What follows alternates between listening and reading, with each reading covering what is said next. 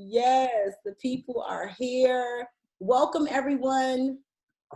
Welcome, welcome, welcome. We are going to get started because I like to start on time. So, welcome to this lovely space. I am Portia Richardson. Most of you guys, some of you guys know me, some don't.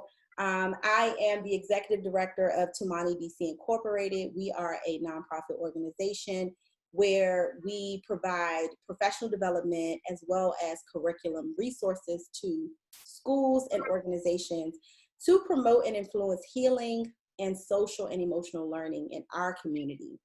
And I also organize events called Heal Fest, and the purpose of that mission is to influence healing in the Black community, as well as tackle issues of trauma in our community.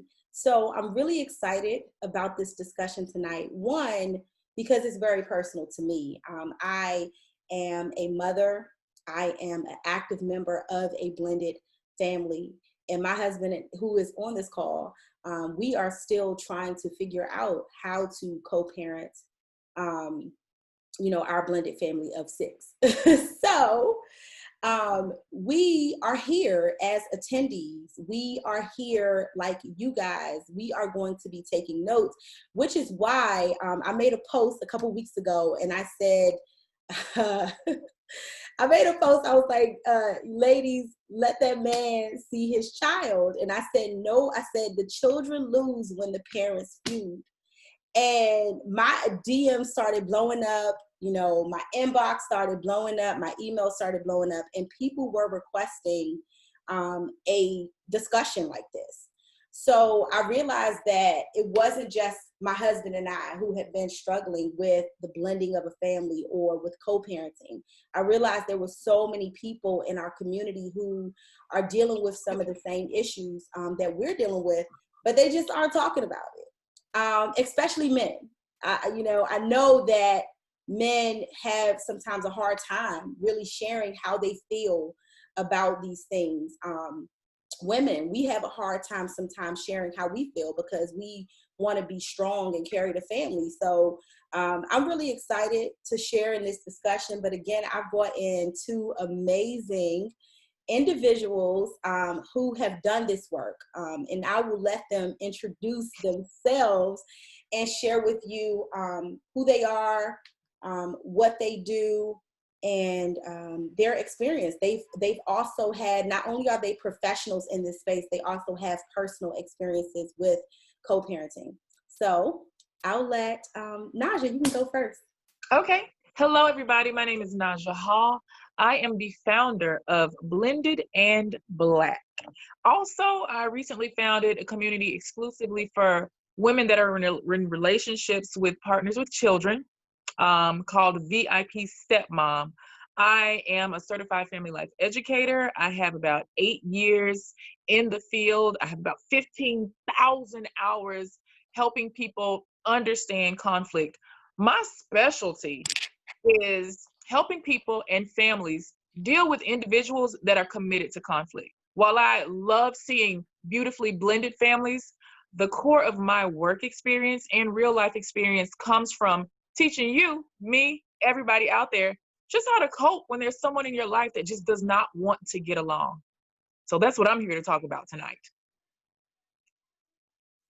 All right, James. Thanks, Naja. You're welcome. Hey, what's going on, you guys? My name is James Harris. I'm located in Richmond, Virginia. I'm a father. I am an entrepreneur, and I'm also a therapist. I work in private practices as well as community-based services. Found a movement called Men to Heal, which focuses on men's overall wellness, our mental health, as well as our physical health. And as early as April, I became an author of a book called Man, Just Express Yourself, which is available on Amazon, Barnes & Nobles, Target, Walmart, and of course my website, mentoheal.com, mentohel.com. So help men process our feelings, emotions, and everything that society deemed that they shouldn't express. We get down to it. So pretty much in session and as well as in the community, I re-educate men on different diagnoses and different topics and assist them in navigating ways to express themselves, not only the betterment of themselves, but of course the people who are affected vicariously through their actions, such as their children, their family, co-workers, teammates, stuff like that. Thanks, James. All Yeah. right, so can you both, whoever wants to go first, just share a quick snippet, because I know it's a long story, and we can be here all night, but just share a quick snippet of your experience in co-parenting or with a blended family. Okay, I guess I'll go first. First, James, I just got to say, I was admiring all your credentials, of course, but you got a stupid collection of J's behind that wall. I see that you are Oh, a yeah. sneakerhead like me, so I appreciate that about you already. Yeah, so it's virtual. It's the virtual school thing. So my daughter got my office. So I'm in my shoe closet. This one wall, but I'm surrounded by them. So yeah, I'm just I see a few pair that I'm like, oh, I like those. yeah. Okay. All right, so I started this work because I was a single woman living a life in New York City, enjoying myself, and I met this amazing fella who literally was and is one of the best humans I've ever been with. The best relationship I'd ever had the experience or had the privilege of being in.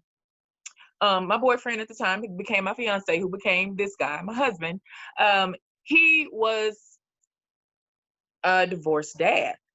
And we were living in New York City, and the rest of his family, my family, and now our family, was in Texas. And at the time, I just was so removed from the conflict that he had experienced.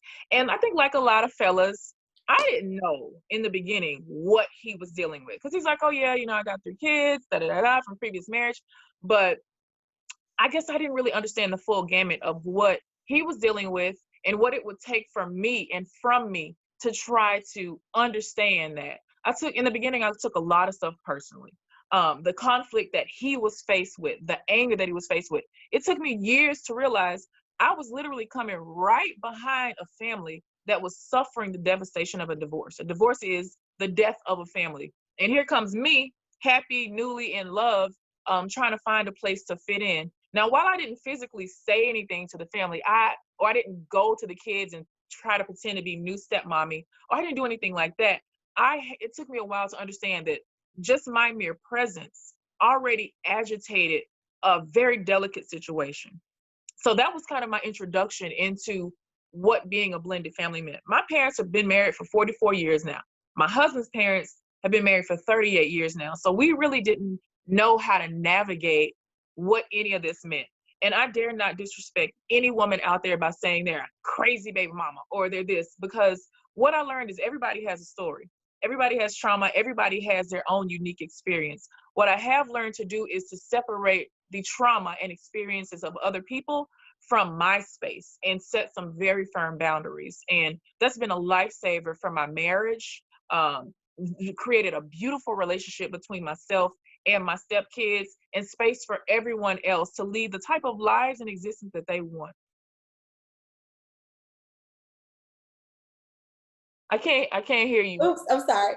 One of the things that really stood out was, boundaries. And I'm really hoping that we can really explore some of that today, because when I initially talked to you about this discussion, I just loved how real and raw you were, and that, you said something that was very profound, that, sometimes you may not have that ideal, perfect situation that the world is looking for us to create, but you find peace in creating those boundaries and figuring out what works for you and what's best for the children. And sometimes that makes others upset, but we got to figure it out and create our own peace and sanity. So I really appreciate that, and I'm excited to hear about how you've created those boundaries and how you're doing what works. I'm excited to share. Thank you, Naja. All right, James, you want to share your experience with us?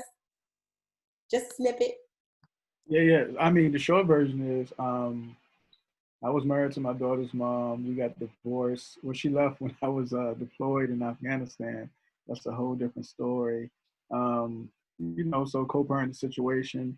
Now I'm in a new relationship, and it's my partner has a daughter as well. So it's pretty good situation, but the young lady, the daughter, father isn't as active. He's cantankerous. He's a lot of different negative things. So for me, it's more about being a positive example so she can see that all men aren't like that, that all, you can talk without having attitudes and anger and stuff like that. So for me, it's more important to be upstanding and display a good character so my daughter and my partner daughter can view it as such and not view it as a situation that they have to endure certain stressors and traumas and stuff like that. And of course, setting firm boundaries, not being as cantankerous as her father is, or just creating issues, like just having an open door policy, a policy to where we can discuss and just have a firm growth within in each other that she can know emotional development, so creating those things. I love it. Thanks, James. I like one of the things I heard you say is like, I love to hear from people who are in kind of like a two-way situation. You are blending a family on both sides with the woman that you're with as well as with your biological daughter. So I love to hear, the strategies and the ways that you're coping through that as well. So I'm going to get right into the questions because I really don't want to make this about me. A lot of you guys have submitted some really, really good questions before this discussion. If you did not get a chance to submit your questions, that is fine. You can feel free to drop them in the chat. Everyone has the capability of adding questions to the chat or utilizing the chat. If you have any issues, just let me know. Just send me a message directly. That's one of our meeting norms for this discussion to flow properly. If you have a direct question for any of us, just make sure that when you drop it in the chat, you select the person that you're sending that question to. But if there's a question that you don't mind everyone seeing, you can go ahead and just make sure that you select everyone so that everyone can see that question. All right, so I'm gonna jump right in and ask the questions. This is very engaging and interactive. And the reason that I say that is this is a shared space for understanding, collaboration, communication. So I don't want you all to think that just Naja and James can answer these questions. If you feel led to respond to any of these questions that are posed, if you've had an experience with any of these situations, please feel free to share. And also at a certain point, after we warm up a little bit, I am going to ask some of you guys to share some of your personal experiences and maybe some of the challenges. If you feel led, if you feel vulnerable, you can share some of the challenges that you're currently facing with co-parenting or blended families. So to get right in, this was one of the first questions that was submitted when I initially announced this discussion. The question is, how do you release control to the other parent when you've been doing it alone for so long? First thing is you have to ask yourself, is this person responsible? Are they able-bodied? Do they want to be a parent? And have you forgiven them for whatever the reason for their absence was? Because we know that, as your shirt says, resilient, we know that people are resilient. Adults can be resilient, and they could all of a sudden say, they could wake up and be like, all right, I want to be in my child's life. And if this person shows you and has shown the court, if that's the way that you and your family has decided to go, they've assured you and you're comfortable, then at a certain point, you're going to have to calm your ego. One of my favorite people is Dr. Shivali. And in her book, she talks about how parenting is one of the most egotistical jobs you can have. And she got a lot of flack for that because people are like, what? That is my child and my pride and joy. And I do all. And she was like, aha, you see. So you got to really bound your ego, which a lot of us in blended families really have to work on our egos. You got to bound that ego and remind yourself that aside from you, that other person is the only person that loves that kid as much as you do, if not more sometimes. So you have to got to just really get that through your head. And I know a lot of people are like, he don't care about his kid. He don't come around. That's their child as well. And they do have a right, unless their rights have been taken, they do have a right. So the only thing you can do is get yourself some business. When it's your child's time to go with the other parent and they've not been there, make yourself available so that they can contact you, but find you something else to do. Go to the nail shop, go and get your hair done, go out with some friends, go drinking with the boys, or just whatever it is. But understand that your child has the right to experience love from both of you. And that other parent has the right and the obligation to display that love and affection to that child, without you being so overwhelming and trying to take control of the situation. If that person is of a different character and doesn't have it as such, I think that it will be revealed to that child sooner than later. Unless it's an unhealthy situation or a situation where they put your child at risk for being hungry or being abused, then I say let the child and that parent engage in a way that they can grow together, they can formulate that bond, because it's definitely important and vital to the child emotional support and emotional growth to have two active parents. Irregardless of what you may think this person is the worst person, whoever, y'all had a baby together. The child is the focus. You and him is not the focus, or you and her is not the focus. It's the betterment of the child. And that betterment, believe it or not, is having two parents.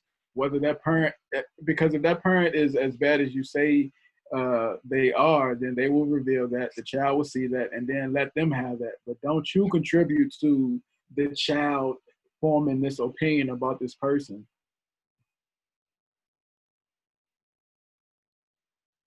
I love it. Yes. I mean, wow, this actually, there were 3 questions that aligned with that one question. So this is a very critical topic. And I think sometimes what happens is you do have people who are struggling with releasing that control. And I get it. You know, I've been there, as I've been a single mom before. And, you know, my son's father was murdered when he was 2 years old. He's 8 now. And so for years, I was a single mom, and it was really difficult for me to really even let a new parent in, someone who I knew was good for my son. It was difficult to release some of that control and to give, you know, Mahari what he needed from a man. So I get it, I understand, but that is definitely great perspective, that it's important for us to release that control, so we can do what's best for the kids. And they're going to, I love that you guys said it will reveal itself. If the kid is in a crazy situation, it'll reveal itself. They'll get it. They'll see it. All right. Anybody else want to share? Anyone feel led to share? Oh, Jay. Jay, you raised your hand so fast. First of all, I'd like to share. I think this conversation is great. I appreciate the forum and everything. My friend put me onto it, and it's great. I just I would like to add, like, as a man, as a parent, who I have 2 kids. I have 3 kids. I'm sorry, my lady's there with my daughter now, but you know, that's my daughter. But I like to, just because a man or a woman is a bad boyfriend or girlfriend doesn't mean they're a bad parent. And I think sometimes that gets bled into what they do with the children, because I know with my son's mother, I was probably a horrible boyfriend. But you can't make the things I did as a boyfriend. Wow. That's true. Reflect on, like, I would never, you know, you want your kids to be better than you. I'll shout out to James, because James, I was in Afghanistan for 2 years. That's probably what ruined my relationship with my kid's mother. So it's like a lot of who I was towards her, she reflected, like, towards our kids at one point. And it's like, I'm not that person to my kid. I'm a whole adult. I'm a whole different person with a whole different set of circumstances and obligations to my kids than I was with hers. And so I know a lot of times, and even just in my situation, that a lot of times some of that hurt or whatever from y'all's relationship gets bled onto the kids, and that's not helpful, especially from a father's point of view, where, you know, the mothers typically have more control. So, you know, if there's still hard feelings about how horrible a boyfriend I was, I don't think it benefits the kids to be an adult business like that, where I've always been a good father. Yeah. So that's my. I would like to say something. Hello? We can hear you. Yeah, I just came home last year from doing 10 years of prison. And, you know, I thought I was a good father when I was out, but the decisions I made didn't allow me to be a good father. So, you know, I got myself together, and what he just said is true, you know, because I was a trash boyfriend. You know, I really didn't take, you know, girls and stuff seriously, but I thought about a lot of stuff. And when it come to my kids, I didn't want that for them. And so, you know, like he said, you know, you want your kids to be better. So I came home, you know, and I'm dealing with this thing right now as we speak about power struggle and trying to blend the family. You got to come correct for the person that's trying to jump back in. You know, I expect women and men, when you mess up on your side, to feel certain ways. And I had to come to grasp with that with my child's mother. I did do wrong. You know, you got to be able to admit to yourself first that, okay, I did that. But you can't hold yourself all the way, you know, you can't throw it all the way on your back. You got to come correct.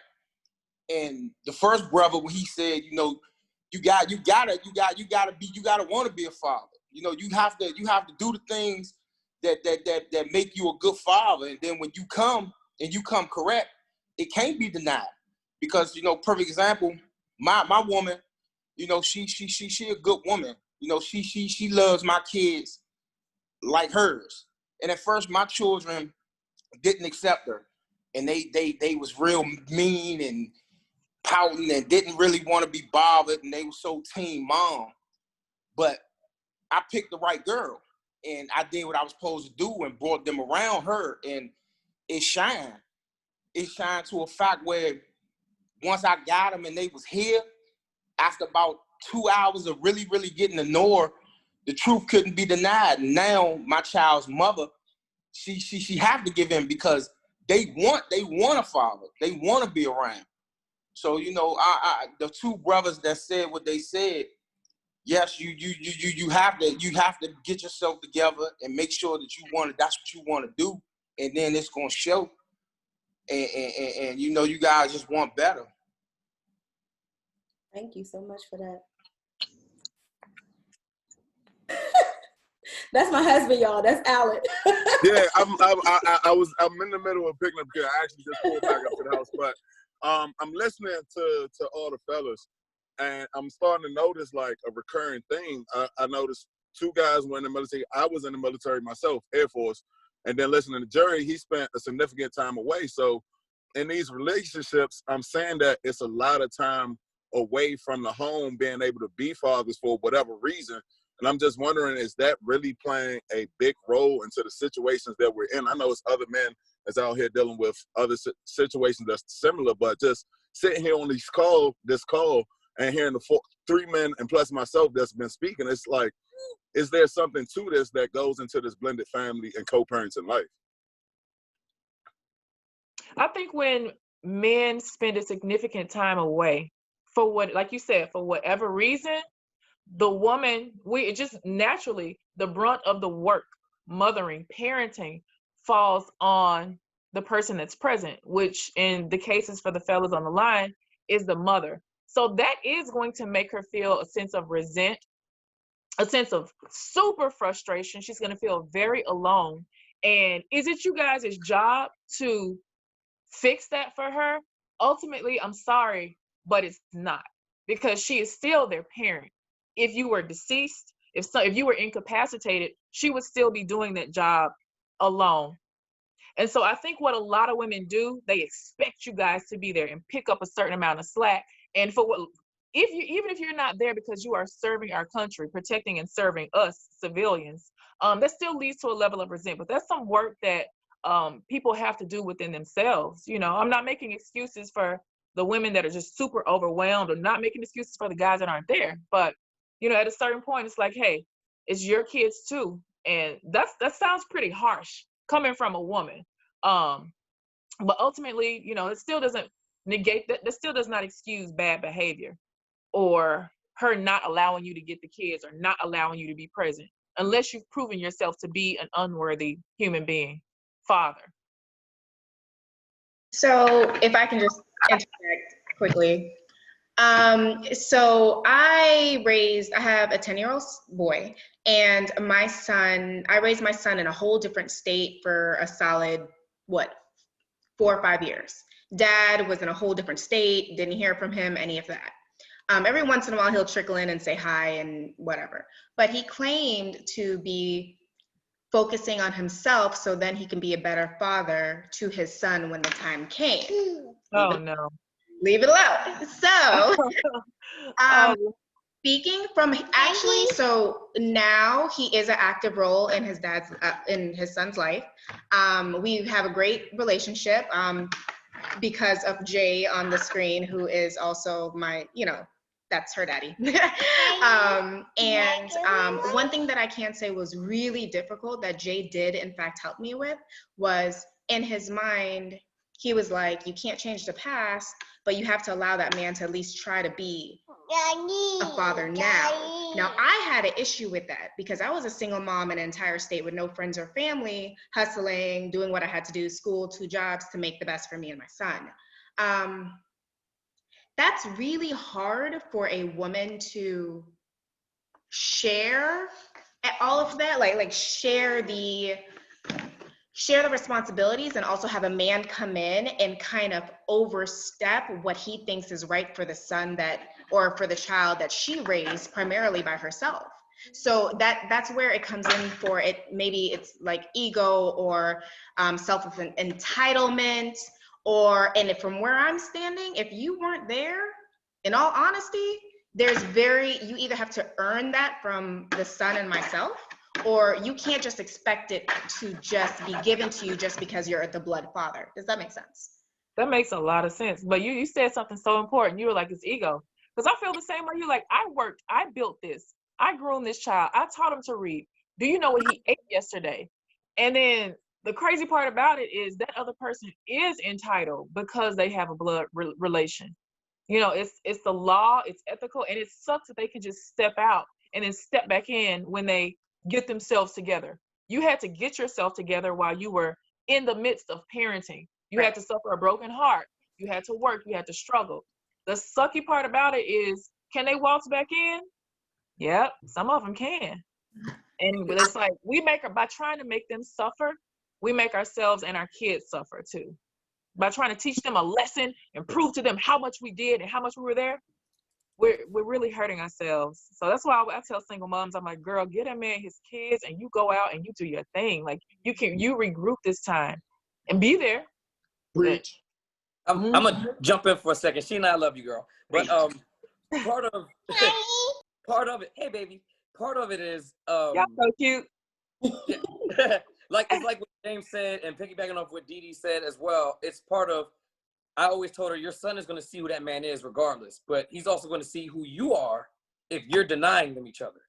So I've always been be a better person. Hey, look, even with me getting along with her son's father, it wasn't always easy at first, but I always took a road where you're not going to bring me down to whatever. I don't know you personally, but you're not going to bring me to anything other than who I am. And so it was for her son and everything. It was like her son, you know how it's always the parent that's not there, your son adores them. And, her son adores his father, even though he wasn't doing a whole lot. And it was like, if you give him enough time, his true colors are going to show. And then sometimes it takes another man being in the picture, showing, for a man to step his game up and, hey, let me be dad because somebody else can. But I was always telling her, you got to let, eventually his true colors will show. And even if you put the choice to him now, who do you want to stay with? As much as he adores his father, he's not going to stay with his father. And that's because he knows them. No matter how many, shiny new objects you bring or cool things, kids are smart enough to know what's going on. And I think it takes a strong partner to be able to deal with the nonsense at certain points and still be bigger and still be like, hey, look out for what's better with the kids. I think it takes a strong partner who understands that is that person's son. They do have that obligation. And you personally can't stop it. You got to allow that child to see who their parent is. And they always will. I adored my father. He was with my mother my whole childhood. And it took me growing up to see the problems he had. And it probably sucked for my mom to have to wait so long. But to this day, as a man, I see the faults in my father. Just as a man to my mother. So I have a question. All right. Go ahead, Alex. So this question is for the man that was recently released from prison. What do you think because my son's father is about to get out of prison in November and he's been in prison for 8 years. What was the biggest challenge with co-parenting that you think you faced? And this can be for the professionals as well, because I feel as if I'm going to have a hard time releasing control. And I feel that it's going to be me who messes up the co-parenting situation and ruin it for my son, and I don't want to do that. So what was the biggest challenge that you had, and how did you and the mother of your children get over that? Well, to be honest with you, everything about it was hard. And to be honest with you, right now, we still ain't at that point where everything is good, you know. But I can't. I just want to speak for, like, I've been in and out of prison, getting in trouble, so I can only speak from, and I'm just getting myself together. So I try to speak for brothers that's been incarcerated and brothers that been out on the streets and everything. It's some good men out there that just went the wrong way, you know, been exposed to some things that just took them there. And only thing I can tell you is that you got to understand something, that your child needs his father right now. The world is so crazy, and I'm so scared that my kids getting pulled over by the police. I'm not even scared of the robbers. I'm scared of my kids getting pulled over by the police. I'm just so scared of the things that's out there in the streets. So my advice to you is, if he come home and he's trying and you see, please give that man a chance. No matter what you have to do, no how much crow you got to eat, whatever you got to suck up, it's always for the betterment of the child, because children need a real father in their life. You know, and by any means, they need a real father. And it's not going to be easy, you know, because like you said, you've been there. You've been raising that kid. You've been raising your child the whole time he's been gone. And you bitter. People be mad. He left you, and he left you there. And it hurts. And it's hard to give up. You know, it's hard to give that up. And it's gonna take a long time. It's gonna take a long time for you to actually let that go. But in your mind, you have to always think it's for my child. And it got to be solely about that and nothing else. That's the advice I'm giving. It got to be about your child. You have to take it and you have to throw everything else away, and you have to look and be like, okay, I'm doing this for my child. And once you be able to just come to terms with that, then it'll go better. But it's not gonna be hard. Y'all gonna fight. It's gonna be times you're gonna be mad, and you're gonna think about all the things that happened and all the lonely nights and all the kids crying. It's gonna be like that. So only thing I can say is just try to give him a chance if he want to, if he really want it. I got a question for him as well. Matt, what's your name, brother? Jerry. Gerald, okay. So what is she supposed to do as far as being comfortable with when he gets out? Where will her child's father be living? Who will he be living with? Has he picked up any bad habits in prison? Is he going to know how to even be a parent? How is she supposed to even be comfortable with that? I was going to talk Like about I said, it's a process. You just don't, like, I had to regain not only her trust, but I had to regain my family trust, my children's trust, and everything. So it starts with him. You know, it starts with him. One thing about a man that it's not gonna take that long to show. You will see the habits in him as a man and what he doing. You know, people in my family and even my child's mother who can't deny certain things. I had to get myself together first. You know, I had to make sure that my head was on straight. And one thing so certain, prison will either do two things to you. You're right, it will make you a worse person than you was before you went in. You'll pick up bad habits, you'll learn how to be a better criminal. or prison to change you and make you see things that you couldn't see because you was ripping and running so much. The worst fear I had in prison, you ever felt like you left your cell phone at home or you left your keys somewhere and you just couldn't find them, and you just Yeah. on a bigger level, that's how I felt about my kids. So I allowed it to change me. So she's gonna know when he comes home off the bat, because a tiger never changes stripes. You know, she gonna know off the bat if it's even worth it. So I'm saying, once she decides, she really judge that situation, and if she feel as though that, okay, it's worth it, then I say, you know, you go and you try to make it work. And to add to that, from what I've seen working in the court systems and sitting on FAP team meetings, it's a gradual process. You guys have to communicate together. So what you can do is schedule a meeting with him and your children, and you guys figure out what's best. Hey, how much time you want to spend with your dad, or you want to see your dad today or Wednesday or whatever the case is, and let that decide the factor. Because the kid might say, oh no, I just want to hang with dad for an hour to see if he's changed or is he different or if we even get along. So let that conversation happen organically between you guys as a family unit. And then, mom, you distance yourself out and say, all right, cool, you guys can have more time together. You can have more days together, whatever the case is. But also, you definitely want to ensure that the well-being is protected and taken care of. So if dad has just been released and he is unstable or in a halfway house or in a area that's unbecoming, then you can adjust with that as well and let him know, hey, I don't feel comfortable with having our children in this specific area. So when you come to see the kids, just keep them here, or you guys go to the playground or something like that and engage. But I don't feel comfortable with them going and staying over your cousin's house or whatever.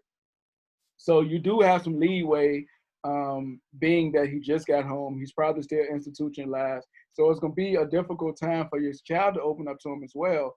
So I think the best thing to do is you guys have a family meeting, and figure out what's best for that bond to happen organically, opposed to you forcing it or him coming and demanding it to be forced. Let your child, believe it or not, children have a voice as well. I know we were raised in that time that children just, get in the corner, you don't say nothing or whatever. No, let them express it, because they might say, oh yeah, I want a relationship with dad. I want to hang with my dad today. Or I don't want to be around dad for that long, because they only know who he used to be prior to when he went in. They have to see that dynamic shift, who he is now that he's out. So let that happen organically, but you can assist and moderate that process, being that he just got out.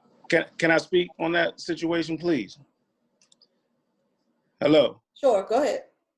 I really don't agree 100% with allowing a child to make decisions on how long they get to spend with their father. They're a child.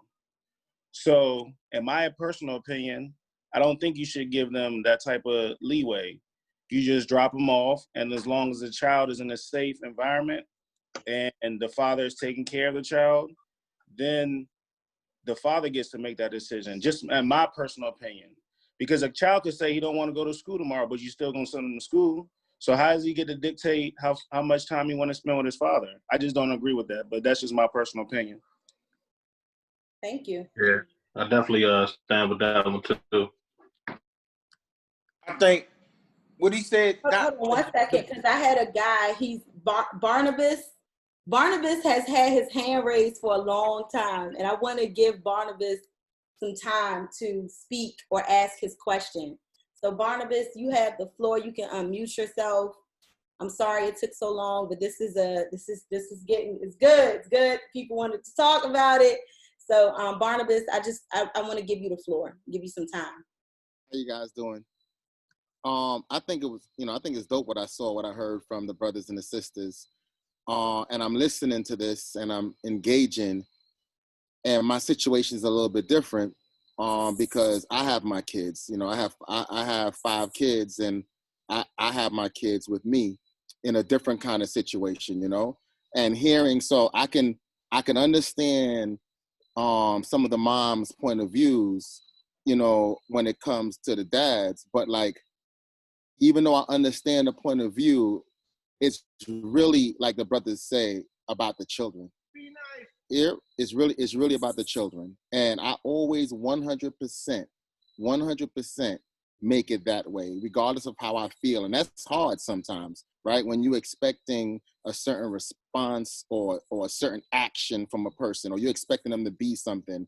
You know, here's the deal, man. Honestly, my daughter is amazing.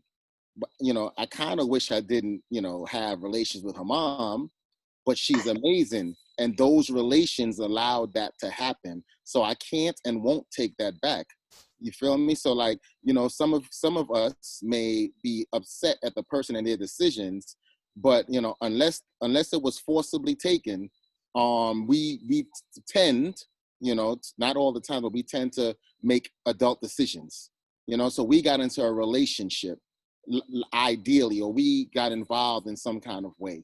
You know, so we have to, now that there's a child involved, and it's not the same for everyone. Everyone's situation is unique, but there's a child or children involved. We have to deal for the kids. You know, so as the dad who wished the mom did more, as the dad, you know, listen, I don't even think dudes are equipped to raise the kids, but as that guy, you know, I would never step to raise the kids on their own. I would never step over their mom because I felt she didn't do what she was supposed to do. So those of you who are dealing with that, it's unfortunate that we're there, but we still got to step back and be the adults.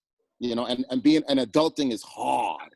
If adulting is hard, you know, so that's just my thought pattern. Even in bad situations.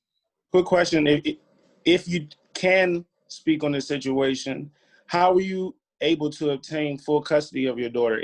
If you don't have to get too personal, if it is too personal, you don't have to explain. But how were you able to obtain full custody? So I have full custody of my 3 sons, and I have shared custody, full shared custody with my daughter. Here, this is how, bro, and it's gonna sound crazy, but it's being an adult, and if you're the adult, then working on the other person to help get them there. Because if you can persuade the other parent that it's in the best interest of the kids, which is what it is, to do the best you can, you know, and to not, this is my kid, the situation, then you can potentially have a better situation. Like I have grown into, honestly, I've grown into a wonderful situation, but it was not on accident. It was intentional. You feel me, brother? So you got to be intentional. It's not about, you see, when we go for full custody, I didn't go for full custody because I wanted full custody. It was just the best thing for the kids.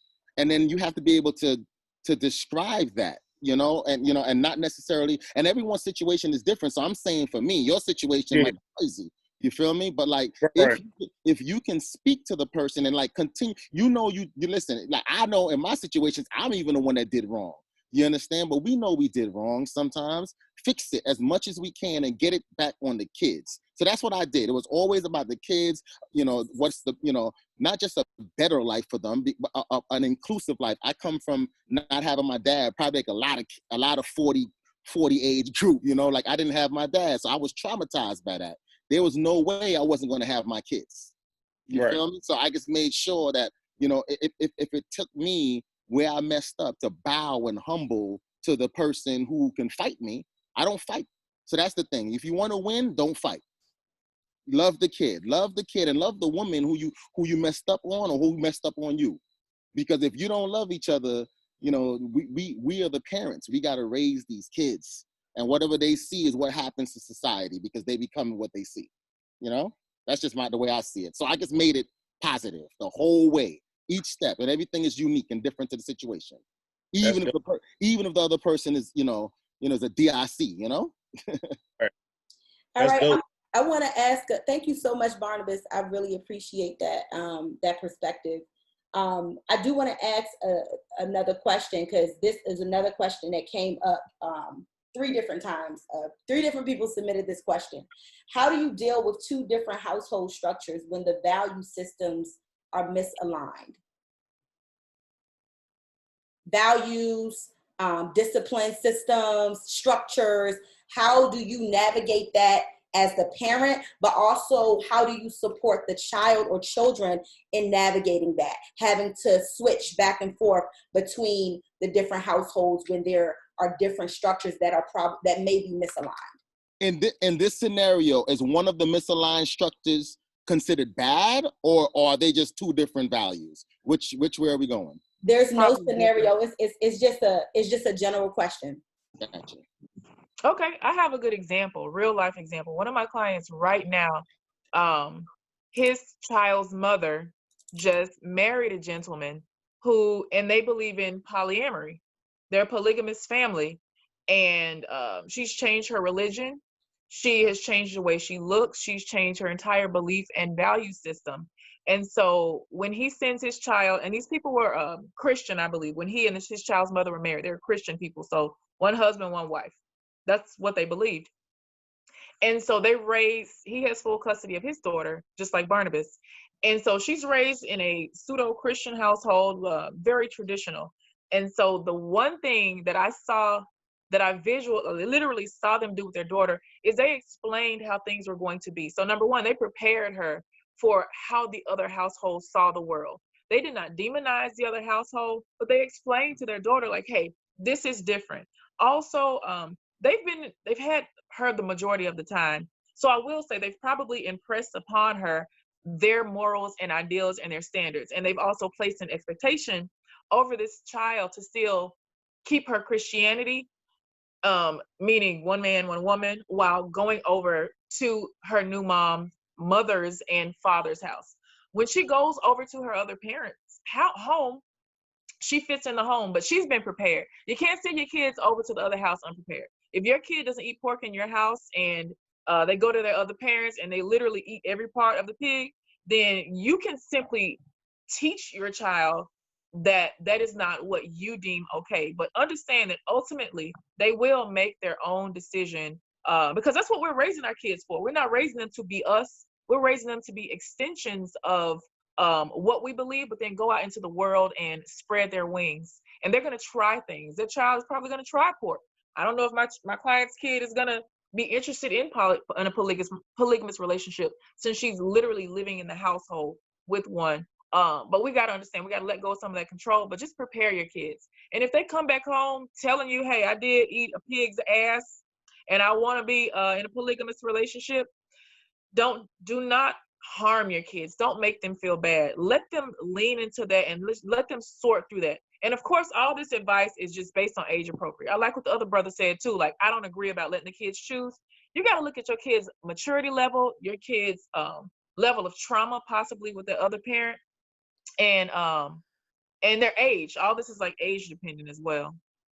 And I think in most cases, parents try to live vicariously through their children. So have a strict set of, I was raised this way, this is how you're going to be raised. So in this situation, I think it's best for you as a family dynamic to talk to the other parent and try to establish some basic ground norms or customs that you guys want to have for both households.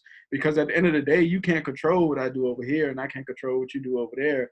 But together we can establish some rules and regulations set forth that our child must, regardless, obey or I guess be obligated to do. But as far as lifestyle changes and movements and stuff like that, ultimately it's going to be that child's decision.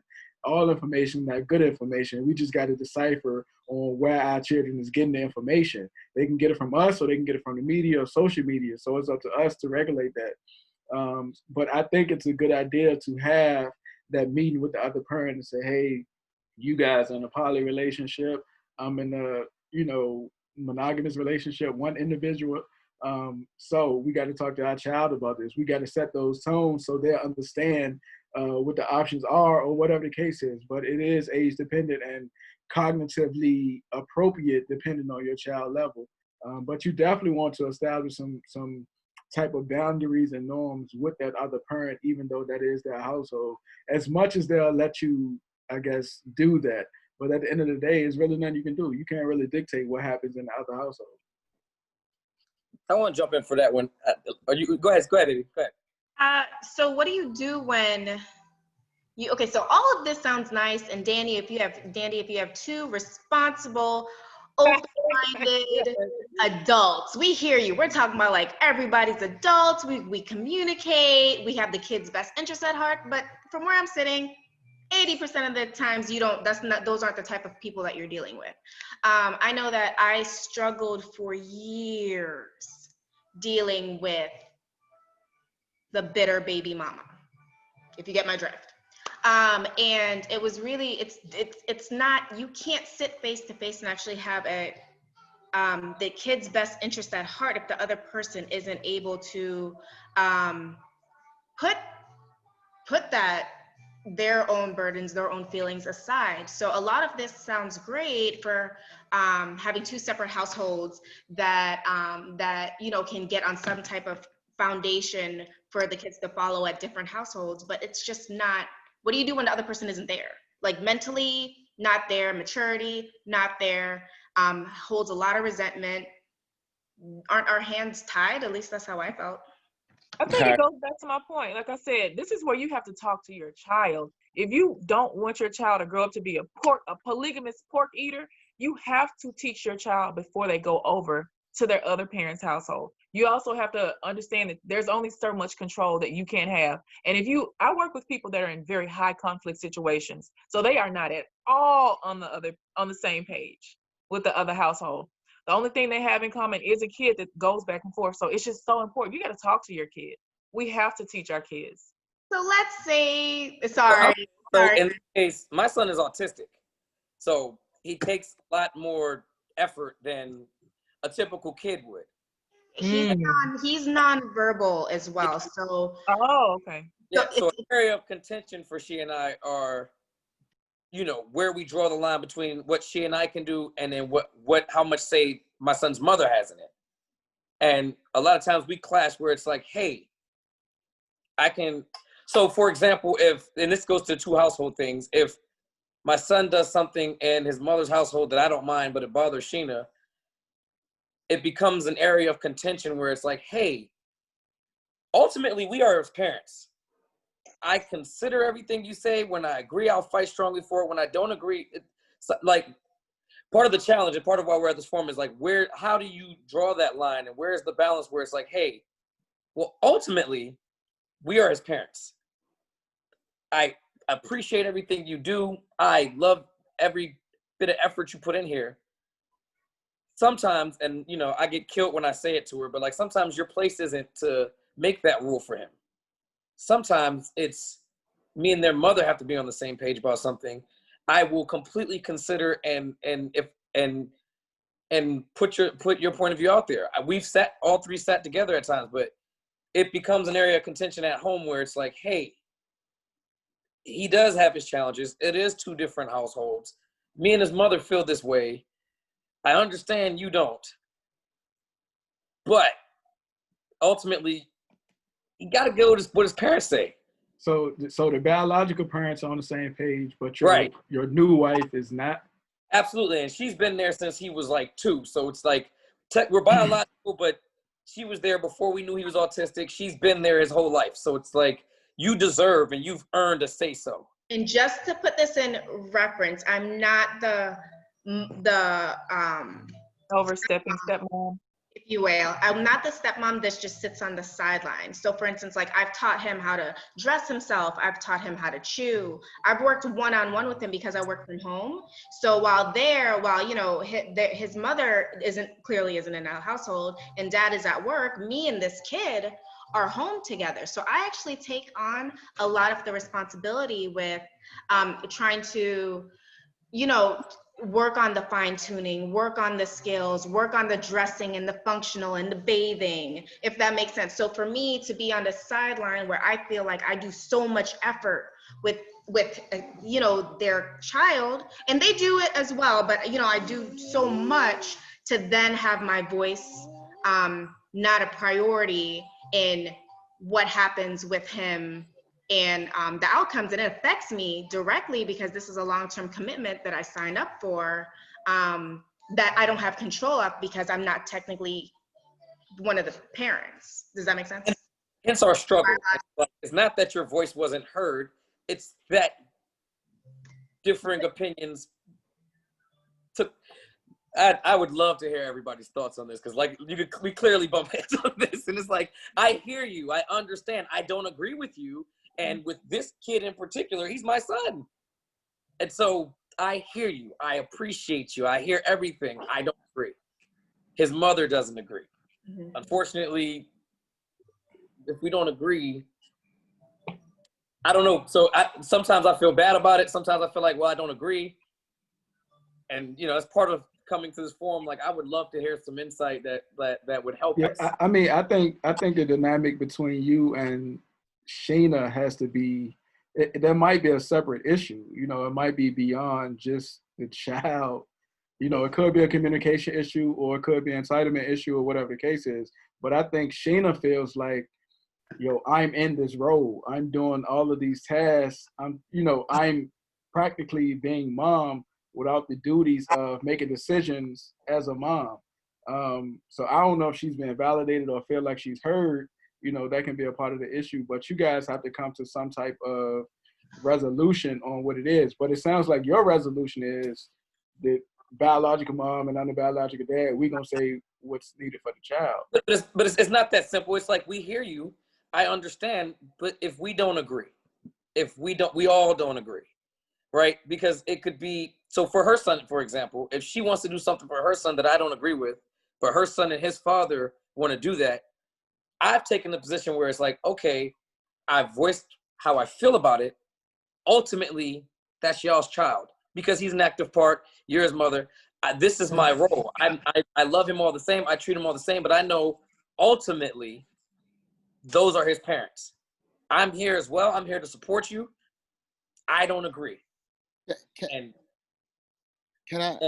Yeah, I'm sorry. I'm done. I'm just saying, like, so that's kind of a struggle that we have, because it doesn't just happen with my son. It happened with her son sometimes too, and it's like, yeah, but I got to step back a little bit, and if, you know, we've all sat down and that was the decision, that was the conclusion, I don't take it as personally as she does sometimes, and that's kind of the problem we have. And it might be a communication problem, but it just feels like that's Are you and Cena together? I don't know. Well, my thing is this. I just want to let you know, because I'm going through the same thing, right?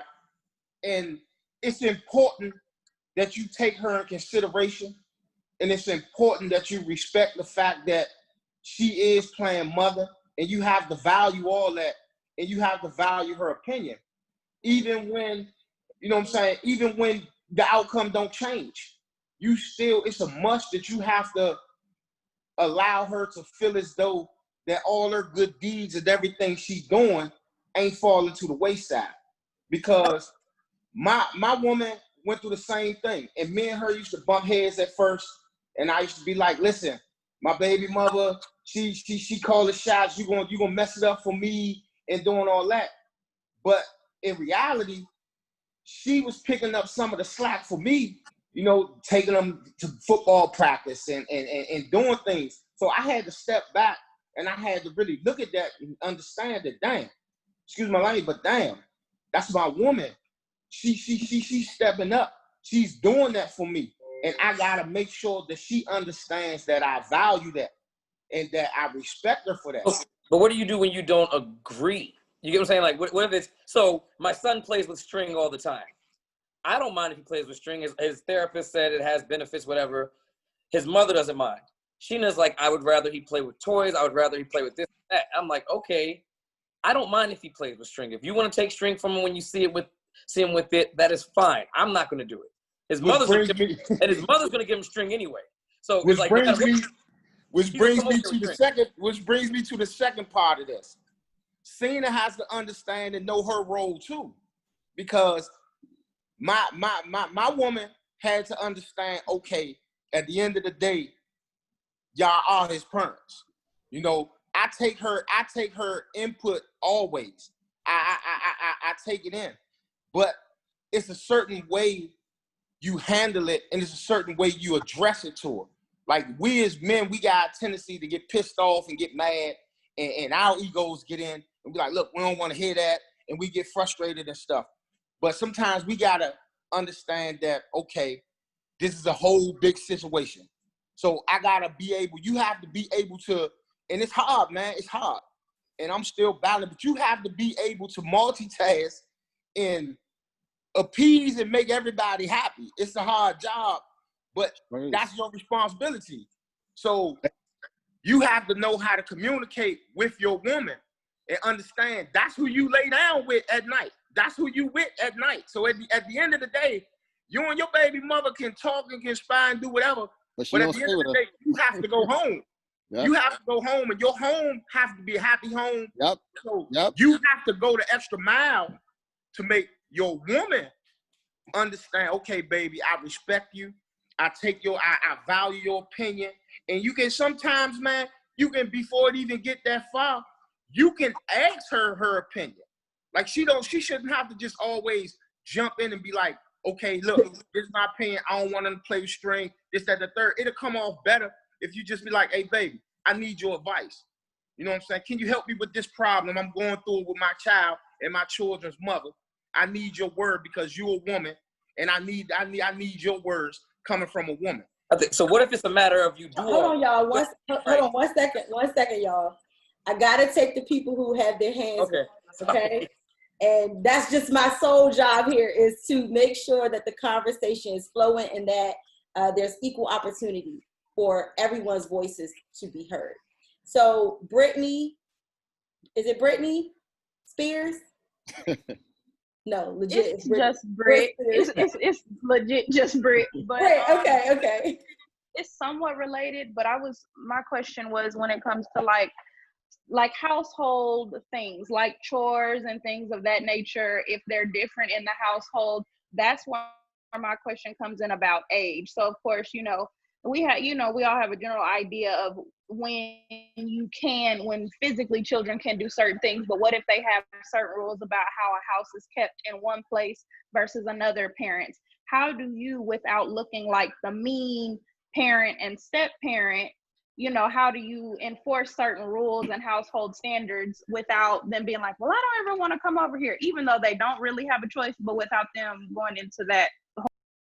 You can talk to them about the importance of cleanliness. Like you can center it around something that's helpful, like having good life skills, being able to take care of yourself, having a clean environment so you wouldn't get, viruses and diseases and get sick and stuff like that. So if you don't want to be the bad person, and center it like, no, so put it that way so they can have life skills and independent living skills opposed to being, I guess cantankerous, if that makes sense.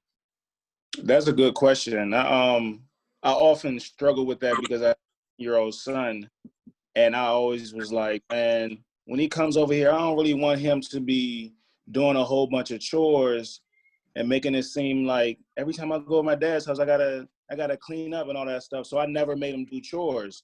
But when I talked to my wife about it, she was just like, man, how that boy take trash out? I'm like, you know what? I'm just gonna make it a game now. So you want to go play video games?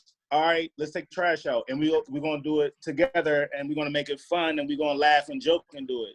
So everything, especially at that age, at 10 years old, at least for my son, I can only speak for my 10-year-old son. I make everything fun and everything a game, and everything has a prize at the end of it. So I mean, that could be one way to do the cleaning situation at your house. I don't know. I tell my boys, I go through the same thing right now. And I got 13 and 14-year-old boys, and they grown, they like men. I got one, he, for some reason, thinks he can put on clean clothes and brand new clothes and don't take a shower. So I had seriously, I had to explain to him, like the brother just said, I had to explain to him and use something like, hey, you talking to these little girls on the phone and you doing this and doing that, you have to take a shower every day. You know what I'm saying? You can't take a shower yesterday morning and tell me what I got in the shower. You have to use things. And then on top of that, it's not about being a bad parent.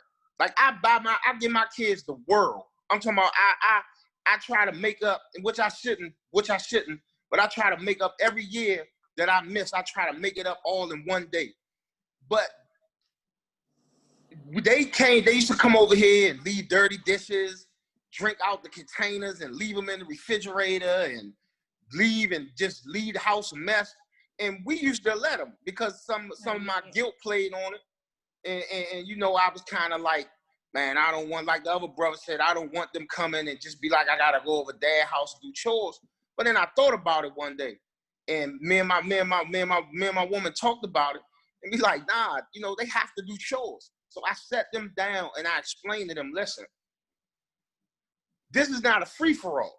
You know what I'm saying? I don't know what your mother or what y'all are allowed to do there, but I had to set a standard and tell them, listen, when you over here, you will take out the trash. You will do this and do that. You will clean up after yourself for two reasons. A, I'm your father and I'm telling you this.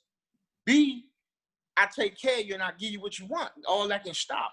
So you have to set a certain standard with them, because I heard somebody said, two people said, the lady and the other brother, sometimes you can't give a kid options. You just can't. You can't give a kid options. It's either I'm the parent, this is how it's going to happen, this is how it's going to go down, and we not discussing it, and you're going to be punished, and you're going to pay for it. Because children, when they get a certain age, play on both parents. That's one thing they do. They'll play on both parents. They'll go tell their mother a certain scenario. Dad had me doing this and dad had me doing that. And then come back and be like, well, mom don't have me doing this. I don't have to do that. This, that, and the third. And then it also helps that you talk with your other half, with the other mother, and be like, well, listen, I'm about to start having them do chores in my house. I don't know what you're doing, but I think it would be best and it'd be better for the kids if you at least try to have them do something. Taking out the trash, cleaning up after themselves, and really, you got to set standards with kids because they'll run all over you. Sometimes it's either my way or it's just no other way. This is how we're going to do it. When you start bargaining with kids and doing this, it'll get real ugly. All right, Sam, you had your hand raised for a while. I did. It was a lot of different topics that got touched on. So I think my thoughts are kind of like all over the place. But just if I could try to narrow it in, I want to first say that as a wife who co-parents with her husband, I had a son coming into our relationship. He had a son coming into the relationship. I think you have to really not underestimate a child's intelligence. Kids are very smart. I met my husband's son at 1 before he could even crawl, prior to 1 actually. And over time, he was the one son or child we had that would cry his eyes out every time he had to go with his mom.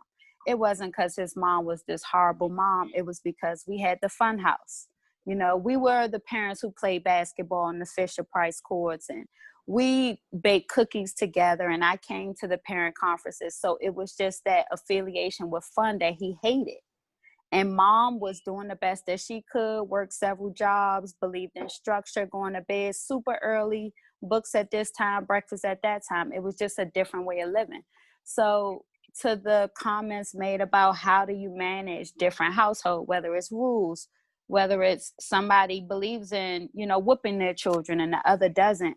I think sometimes you do have to realize that kids understand and are taught the norms. Because my husband's son only knows going from one house to another, he's used to it. It's his norm. It was how he was raised. Several people are raised with 2 parents in a household. Several people are not, just like myself. So I think that him coming over to our house, understanding that while we may have fun and we do a lot of things together, bedtime is at 9 o'clock. Or, hey, we speak with love in this house, whether you're a male or a female. We don't talk to our brothers like that. Kids learn over time what to do, what not to do, who they're with, who they're not with, what they can say, what they can't say. We do it as adults. We go to work, we know not to curse. We come home, we curse like a sailor. Kids learn from an early age that very same skill. And I think we got to give our kids more credit. And also, be okay with being like the bad guy. I think we internalize our mistakes as adults way too much. You got to realize you was doing the best that you can. Everybody are raised around circumstances that they did not choose. And sometimes it was the trigger that caused you to go down the path that you did. So whatever mistakes you made as an adult, now that you are a parent, you have to realize that it is just as much as your responsibility to teach them what not to do. And you can't continue to lead with, you know what, I wasn't here, I missed all these years. Let me be the fun parent. Let me be the great parent. Let me be the parent that always tells the other parent that they're wrong and I'm right. When in reality, you're doing the exact thing to your child that maybe you messed up with. Like, I'm one of those parents. I am like, Portia can tell you, this is my girl for years. I am a super mom. I love loving my husband. I love everybody having fun together. I have 20 kids in my house, and I only have 2 kids in my marriage. But my house is the neighborhood house. Everybody eats. Everybody cleans up together. Everybody plays Kids Bop. Everybody do TikToks. That's just what I am. But the reality is this. I'm okay with my kids thinking I'm the bad parent. Right? Like if my kids say, well, I don't have to do this because JoJo across the street, that's okay. In this house, you have to do that. And guess what? I'm okay with that. And I might see my kids huff and puff and they get upset at me and say, I can't wait till I move. Great. Me neither. And guess what? The next day they wake up and ask for V-Bucks. And the next day they wake up and want to be your friend again. So just without being long-winded, I would say, one, don't underestimate your child's intelligence. What you create as a norm, whether it's at this house we polygamy, at this house we monogamy, they will learn that and understand that this is just a norm and how I'm raised, and it's okay. And on a flip note, stop giving your kids what they want. Like, give yourself a pass. Understand that you've been forgiven. You did the best that you can when you were growing up and you made mistakes, and now that you are here, you can write a new story with your life, and you will damage your child if you don't forgive yourself and allow yourself to now be a parent and not an adult child. It's very important. Do it for your kid. And my child's father will tell you that. I'm the parent that I will give you the world, but I also understand giving you the world is also knowing what's best for the child. And that might mean not being a fun parent today and saying no. And that's really all I had. Thank you, Sam. That was good. That was deep. That was good.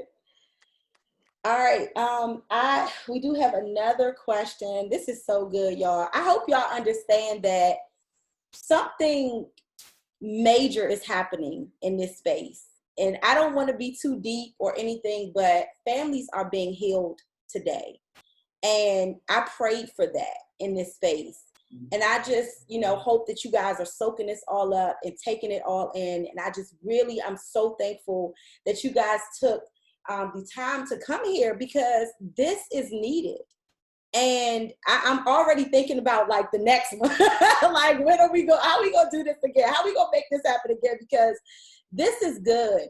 We need this. I can hear your passion. I can hear your hurt, your pain, your frustration, and that some of us are really we've been holding our breaths for way too long. And this is the opportunity that we have to exhale. So thank you guys just for being so transparent, so authentic, for sharing of yourselves. I know it's not easy. In this space, but thank you guys so much. And I really appreciate all that you guys are bringing and how you're showing up in this space today. We do have a question. This question is, Naja, I want you to answer this question because, Naja, are you here? Oh, I see Naja. Okay. All right. I want Naja to answer this question. What do you do as the step parent when you're just like extremely overwhelmed in your role as a step parent? Like, how do you create the boundary that, like, yes, I love the children. I am actively co-parenting. I don't even use the term step. I am their parent. And yes, I signed up for this. Yes, I did sign up for this. But I am overwhelmed. And I can't figure out how to manage me being overwhelmed, my own self-care, but still showing up for the child, for my husband, for the children. But I'm overwhelmed. I'm just overwhelmed. Yeah. How do I handle that? I think a lot of step parents, we get very invested in these kids and we grow to love them. Like, it's not a natural type of love. It develops over time. You start to love one another. You become so invested, you care, but ultimately a healthy step parent understands that while they do have a lot of the responsibilities of a natural parent, they don't have the rights that that the biological parent has, meaning legal rights. Their parents have absolutely no legal say in their stepchildren's lives whatsoever, unless they've gone to court to establish those rights, and that's different. So I would tell any step parent from the jump, whether you are custodial or non-custodial, to establish from the very beginning that you're not trying to be this child's other parent. You're not trying to be a replacement. And in that means there are limitations to what you are able to do. Give yourself the room from the jump. And even if you didn't establish from the jump, even if you came in and put your super step parent cape on and be like, I'm gonna be super step parent. Even if you came in that way, it's never too late to reestablish that, hey, I'm a step parent, but I need to step out. I am overwhelmed. And biological parents get overwhelmed, tired, over it. A lot of biological parents I know that are raising children with their own spouse are just like, I wish I could drop my kid off somewhere else. So the overwhelm is just very, very natural. So hopefully you are in a position where you have a partner that realizes that the role of a step parent is quite difficult. I surveyed biological step parents and biological parents and step parents one day and Blended in Black. I have a Facebook group for it. And overwhelmingly, I was like, whose role is harder, being a step or a bio? And some people are both. And I was like, I'm only asking people that are both step parents and biological parents. Almost everybody said being a step parent, just because of the emotional toll that it takes on a person, on their ego, on their relationship. So understand that as a step parent, I would tell whomever that was that asked that question, no, and don't feel guilty about the fact that you have the right, obligation, and privilege of stepping up, but then stepping back sometimes too, and take it without guilt. Yeah, and with that too, you got to understand that your own emotional well-being is definitely important. So if you overwhelmed as the parent or the step parent biologically, it's up to you to recognize that and set boundaries on that, saying, hey, I'm taking a break today, I'm falling back, I'm gonna do some deep breathing, I'm gonna do some exercises to get myself back to where I need to be. So because children as well as your partner probably can recognize that you're tired, but they don't know not to ask you for certain things. And you're probably the one too who will probably wear it all. Even though you're tired, even though you don't want to do certain things, you're probably at that point to where you're gonna do it anyway. So it's up to you to set those boundaries and say no. It's okay to say no. So that's what we got to remember as people too, regardless if you're the step parent or the biological parent. You have to understand your limitations. You have to understand when you are overwhelmed. You have to express that, because people probably don't know how to recognize it, because you've been tired before and still say yes. You've been tired before and still continue to endure and complete tasks and help with homework and go to practice. No, it's okay to say no. I'm not. I'm done. I'm chilling. So learn your limitations and express those limitations to your children and your partner. Sorry, can I jump? So I just want to, when you guys say step back, what is it? Step back from step parenting? Because I know part of the challenge. You can't do that because you're custodial step parent. Yeah.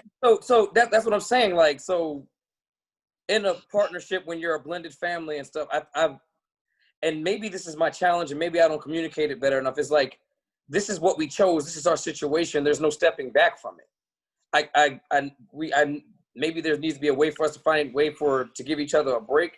But when it's given, like for step parents in particular, with me and Sheena being together, I can't say, okay, I'm not dealing with your son today. I'm just going to deal with my 3 kids. I don't like that approach. If we're in a relationship, these are our kids, and we've both been raising our kids for a long time together. And so, I guess I'm asking, parenting.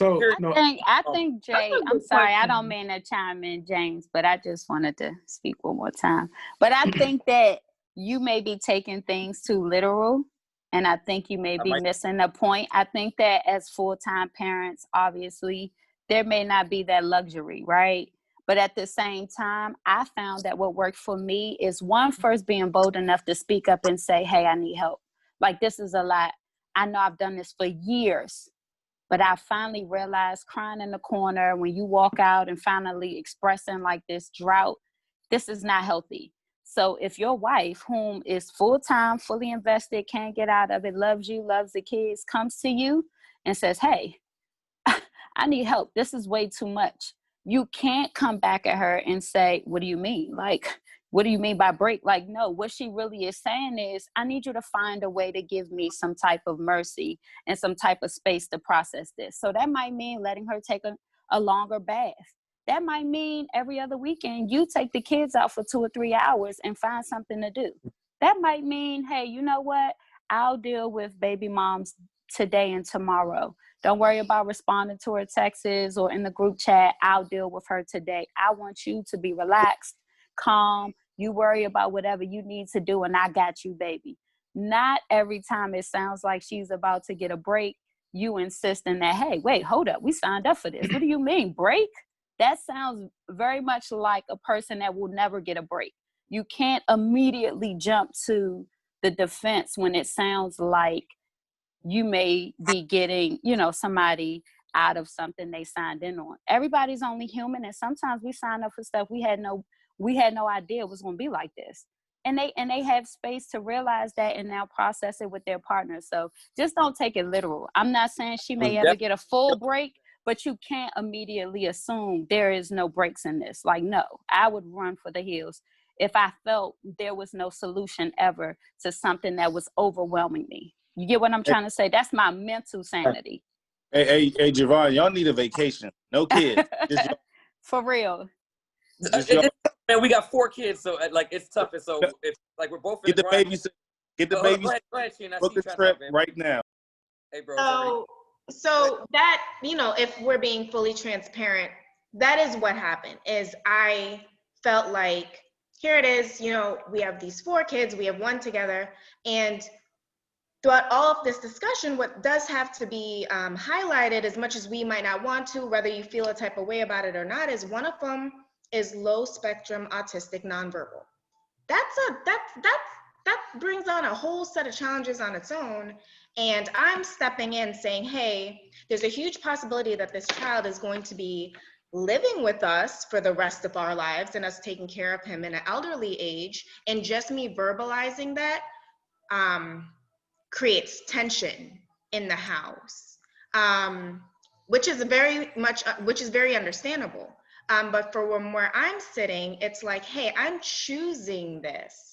These weren't my original cards. I'm choosing this. I do get to have a right to say so, because this is me signing up for this for the rest of my life. And if I'm looking at my significant other and I'm saying, hey, look, I'm suffocating. The baby mama gives me that's a whole nother story. And here's this child that you all just can't say that the biological parents have a right to tell this kid what to do and build a foundation, when this is a child that I'm going to also be taking care of for the rest of my life. And so that's where I sit and I have an issue, because I'm like, well, I can't turn to you because you get defensive, because I understand we're talking about your child. I can't talk to baby mom. I am that woman that has chased baby mom to be like, hey, let's go get coffee. Hey, let's hang out. Hey, let's have a conversation, because you and I need to be on the same page when it comes to raising this special needs kid. And she's not mentally that mature to be there. And, her and I have gone back and forth for years. And it's like, hey, you know what? I did take a step back. And I said, I'm not getting the support that I need. I felt like my voice wasn't being heard. I felt like I kept trying. I'm teaching this kid like daily. I am trying, and I'm not getting what I need. So I did actually take a step back. I think you guys should, you guys' problems are bigger than the parenting issue. You know what I mean? Like, you guys have to validate each other on other levels. You guys have to have better communication on other levels. So I think the parenting issue brings out the real issue or the unresolved issue that you guys might need to process fully. So I would encourage you guys to seek some type of therapy or counseling to get out what's really going on from my perspective. All right, we do have, thank you guys so much for sharing. And I do agree. Sometimes when we are navigating these family challenges, we are just looking at the family challenges, and sometimes they trump our individual. Sometimes the therapy needs to happen individually, and sometimes the therapy has to happen collectively, you know, just between the two of you. And that's one of the things that Alan and I have realized, that we are so much more than just parents. If we're not good for each other, we're not going to be good for the children. So, you know, sometimes it does require us, most times, it requires us to really take a few steps back and look at our foundation as a couple, as a unit, and as individuals. Because again, sometimes the healing work is internal, it's individual, it's just within yourself. And sometimes it's really deeply rooted within your marriage, and it has something to do with the foundation of the marriage. So I definitely do recommend, you know, taking some time, taking a few steps back, and really seeking some type of counseling for the two of you. And we can, I'll talk to you guys at the end too, because there's some other things coming after this that Naja is gonna that she's gonna share at the end of this session as well. Some other resources and opportunities. We're not gonna just leave anybody here hanging. Like, this is not just a vent session. Get some tips and strategies. There's definitely some resources that'll be shared at the end, because again, the goal is long-term sustainable healing, and it goes way beyond just a conversation. But this is a great starting point. So the next question that someone asked was, how can I help nurture the relationship between my son and my partner? What happens if the relationship is just not growing organically? Let's say the child has been in the partner has been in the child's life for several years, and it's just not going anywhere. One, what do you do to nurture that? And two, what do you do when you've nurtured it and it's not working out? That is a great question. I think as a parent, you are the intermediary. You are the key connecting factor. You are the glue. So you do have to come up with sometimes some really creative ways to get your child and this love of your life, or your partner, on the same page. That might mean simply, hey, let's find some common things that we do. Setting up certain traditions, like things y'all like. Listen, every Sunday we're gonna go get ice cream and go to the park. Like, you have to be very specific on making plans to build this new unit, because you're building a brand new system. A family is a system, no matter what it looks like. Now you're trying to introduce a new person into your system. With that, you also have to reassure your child that your bond and their bond will not change. You have a new person that's here, and you're asking your child to accept this person. But you have to just give a lot of reassurance and validation. And we have to do that with the adult relationships that we have, and especially with our children too. But I like, those are the two things that I can think of off the top. And I think the last question you said was, what if your kid is just not willing? This is where I love what a lot of people on here said tonight. They said, listen, well, ultimately I'm the parent. So this person is going to be in my life. If you have deemed this person is healthy, safe, and will be an asset in you and your child's life, then this is where you're going to have to give your kids some space to reach acceptance, and also show them that you are happy. I'm happy this person is good for you. Ultimately, you'll see it. So that's kind of my take on it. It's funny that you say that, because I'm actually I called Portia a couple of weeks ago about this situation that I'm having. My son's stepfather has been in his life since he was about 1, and he's 10 now, and they do not get along. Just recently, I just found out that he gave my son's mother an ultimatum to where he needs to either come live with me or he needs to live with his grandmother. He put my son and sent him to his grandmother's house. Now, my question is, I went to the courts and filed for emergency change of custody, and they denied it. So what are my steps now to convince the mother that apparently it hasn't been working for 9 years? Why don't you just let him come live with me? Well, is he What old state are enough you in? based on your state law to Virginia. choose? Virginia. I actually just had I can't remember how what her title was, but she just came to Garden my, and Lighten? what is it called? Garden and Lighten?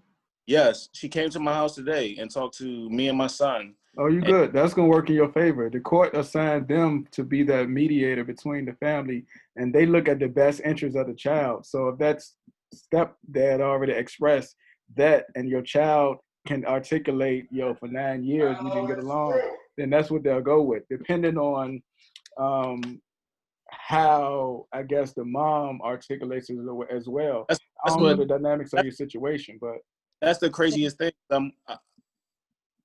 Because that's what I'm worried about, because I guess it's in all in words, because she told me, well, I understand that, but now we're going to go to counseling. I'm like, but it's been 9 years. So if she goes tells the lady that came through, yeah, we're going to counseling to work on this situation, then like I'm feeling like I'm kind of screwed now, that you can just throw in, I'm going to counseling, and now everything is okay now. You see what I'm saying? so How your old is your child is, son? your child is 10. He's 10 now, right?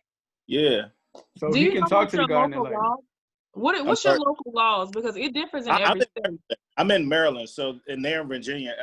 I filed for custody in Maryland, but she filed in Virginia, so the Virginia courts picked it up. So I guess I need to get myself. I have joint legal and physical custody, but I'm not sure about the whole Virginia law on what age a child can say he wants to live. You know what I'm saying? I'm not sure about that. That's something I need to look up on. If he's 10 years old, he can express that to the Garden and Lighten and tell the Garden and Lighten everything that's transpired and that ultimatum that took place. And the Guardian and Lighten has to take that in consideration when she's I'm hoping so. articulating this to the judge. Now, that's how it's going to happen. So it all depends on, too, the other dynamics surrounding it. But in Virginia, that's definitely what they're going to go to. That's why they assigned that person to oversee the case. And then she reports back to the judge. Yeah, that's crazy. We having this conversation, and she just came today. Yeah, no, you should be good. Your job now is to get as much information to the Garden as Lighten, and if it's up to you if you want your child to talk to the Garden of Lighten as well. Yeah, she talked. What's so weird is she talked to him today, but she didn't ask him many questions. He said once she goes to see the mother's house or apartment, then that's when she's going to take him outside to go for a walk and then talk to him. But Now, I'm was like, this damn, a guardian ad litem or a social worker? huh? Was it? Are you sure it was a guardian, a GAL, or was it a social Oh no, worker? it was a GAL, because I didn't remember. I would have remembered social worker, but it was Okay. that GAL. What, guardian of what? Garden of Lighten. Yeah, I know. guardian of light. That's why I just say GAL. Oh yeah. That's exactly what it was. Mm-hmm. So I want to give a little bit of a different perspective, because, and I know my husband, y'all probably heard him in the background screaming, it doesn't always work out like that, because we went through court in Virginia as well. And the guardian ad litem, I had worked in social services for years. And I remember, I know that the guardian ad litem is supposed to take the child out in a neutral setting to talk to them, to interview them, just to mitigate any potential bias in the conversation. Well, this guardian ad litem, she ended up interviewing our daughters in the house with mom in front of them. And then when we went to court, and this was for a hearing to determine if they would move to Texas from Maryland. So when we went to court to the hearing, the guardian ad litem actually became somewhat their attorney, the attorney for mom. She was calling objections. Every time Alan spoke, she started to, speak out on mom's behalf. So I know that there's a lot of bias, and I'm not saying that this is your situation, Darian, but I know that the Virginia courts is known for that, especially Northern Virginia. And after we did some research, we realized that. And then sometimes the guardian ad litem does have some bias against, you know, one parent or the other. And That's one thing. And then the other thing I'm gonna say too is this. As in terms of this question, as the custodial parent, as the parent who is bringing this new person or this person in general who you love into your child's life, it is important for you to get to know that person. And when I say get to know them, to know their trauma, to know their limitations, to know their strengths, to know what they're bringing into this space, into your home. Because a lot of times we love a person and we're willing to accept and put up with a whole lot and be very patient with who they are because we have empathy and we're adults and we've learned all of these social skills of how to support people through their journey and their trauma. But it's not fair to allow someone to come in and put those traumas and things on your child. And so I've been in a situation like that where I actually had to walk away because I knew that it wasn't good for my child. So you have to just know and be honest with yourself when you can say that this is a great person. I love this person. This person might be good for me, but this person is not the best candidate to be in my child's life. And we have to just be honest in that space. It takes a mature person to say that because I'm with you, Portia. I love Lex to death, but if her and Braylon didn't get along, I don't see myself being with her. That's fair. Can I address his question about courts and so I've been working, I'm the blended family expert, the coach for a law firm, legal crisis management firm. And they hired me because there's a lot of contentious child custody cases, divorce cases. And what we see in these cases, a lot of times it's emotion. And I speak to a lot of GALs. And guys, guess what? They are just human. Your lawyer is a human. Your therapist is just a human. These GALs are human. So what that means is we are all able to be influenced. Everyone carries a bias. And so, Portia, what you said about the GAL seeming to advocate for that person, that means that she formed some sort of connection when she was there with the child's mother that she did not form in you guys' household. Maybe she herself was a single mother. Maybe the mom said something to garner her sympathy.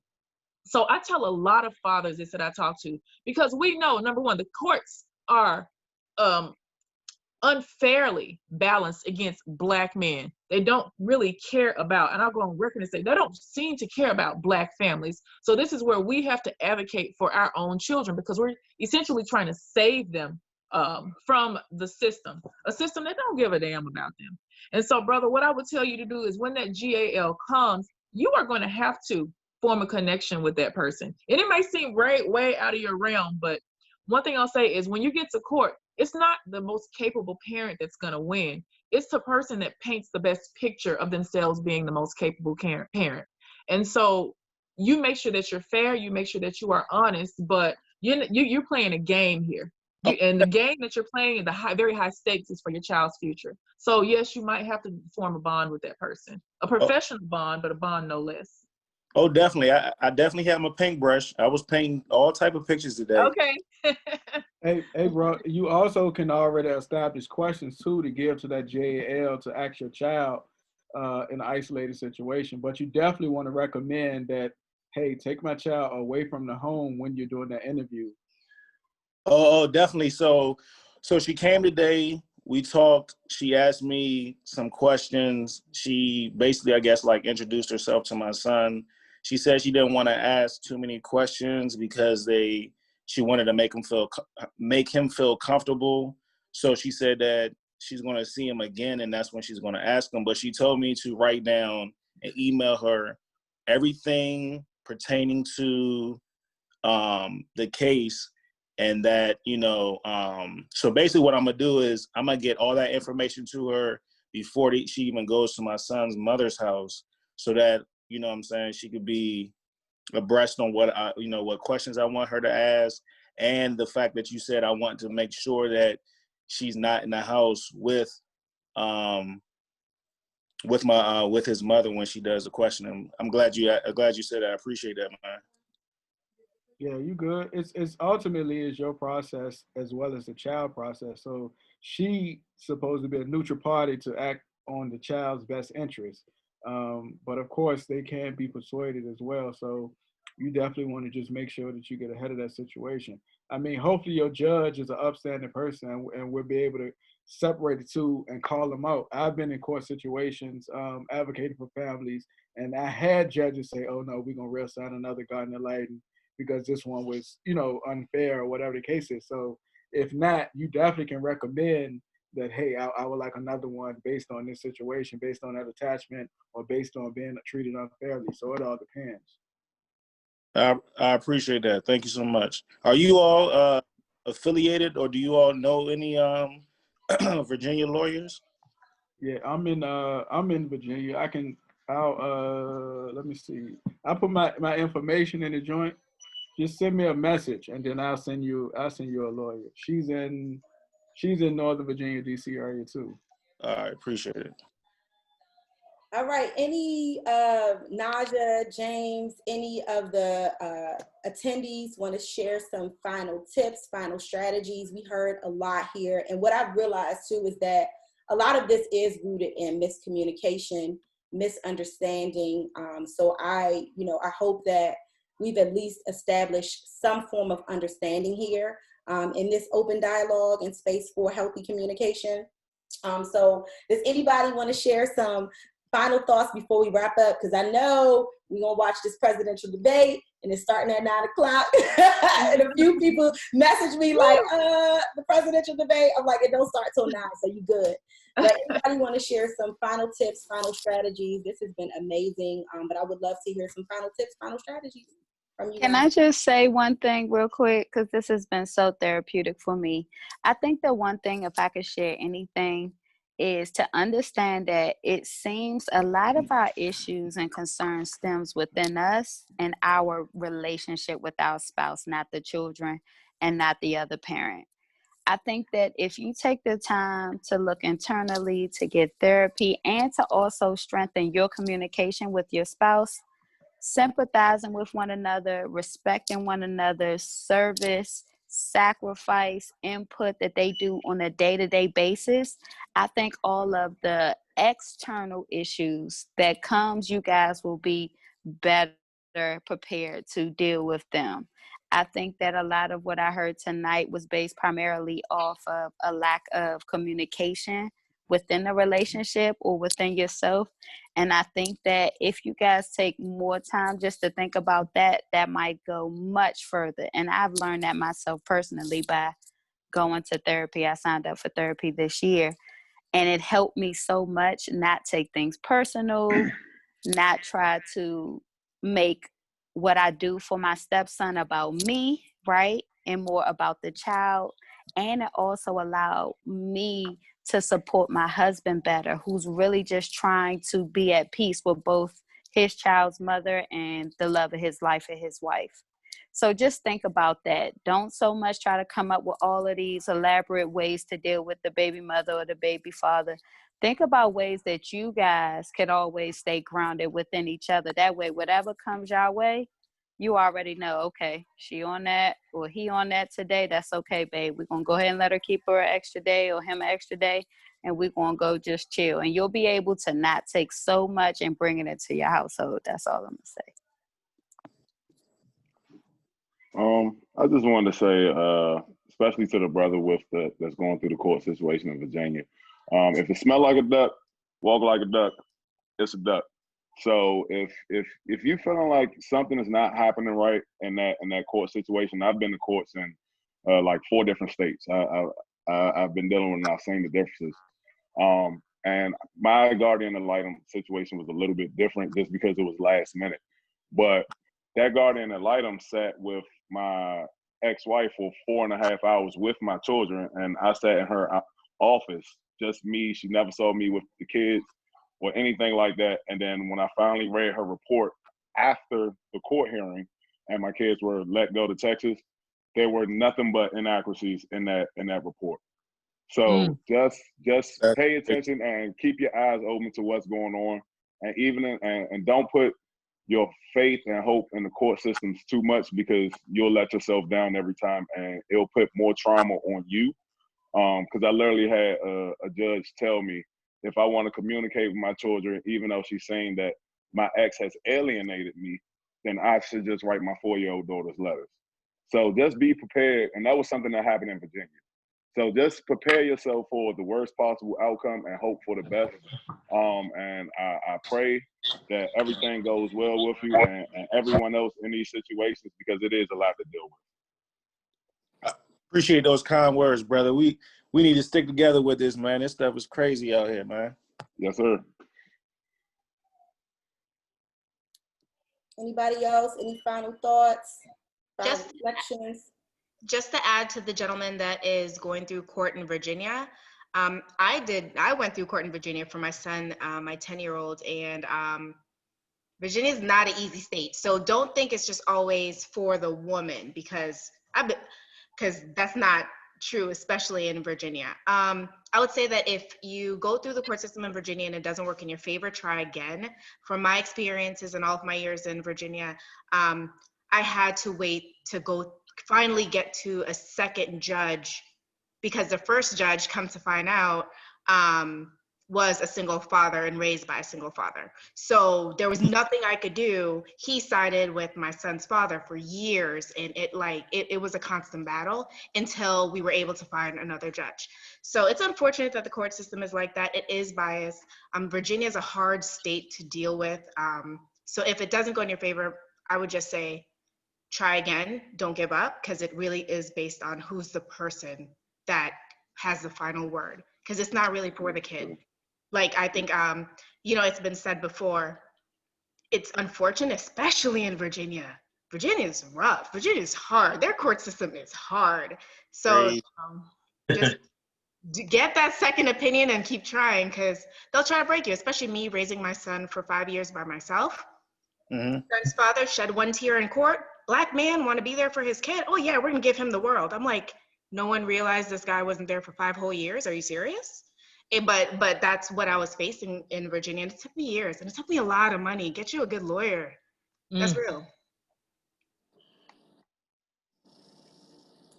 Well, I just want to say thank you guys for creating this forum for a bunch of beautiful Black people to come talk about common problems. Like, especially, so I'm somebody, like I've said earlier, I have a son with special needs, and I'm most comfortable when I go to these forums for him where everybody's kid has special needs.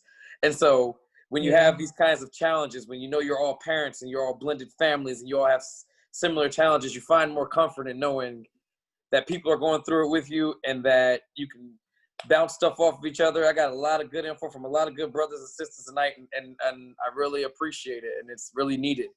And, I would love to do this again with you guys. So if you guys are setting it up, I'd love to be in it again, because these kinds of things are absolutely necessary, especially for Black people, where,